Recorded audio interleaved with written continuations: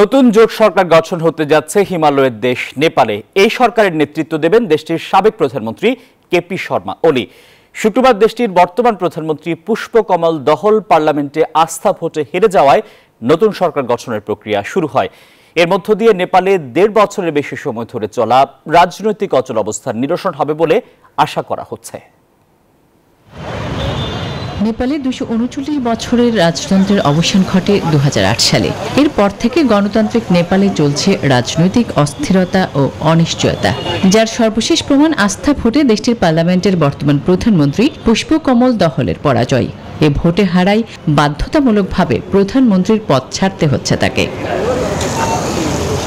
মূলত গত সপ্তাহে পুষ্পকমলের সরকারের উপর থেকে অন্যতম জোটসঙ্গী ইউএমএল সমর্থন তুলে নেয় এমন পরিস্থিতির সৃষ্টি হয়েছে।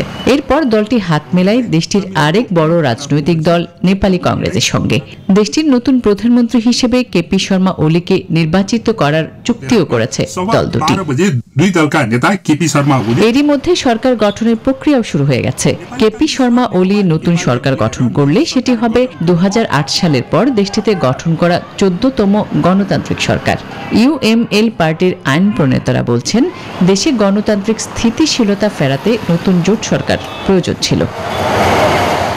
এর আগে দুবার নেপালের প্রধানমন্ত্রী ছিলেন কেপি শর্মা ওলি। তবে এই দফায় তার নেতৃত্বাধীন নতুন সরকারের দায়িত্ব নেয়ার দিনক্ষণ এখনো ঠিক হয়নি। আসমাতুলি, নিউজ 24।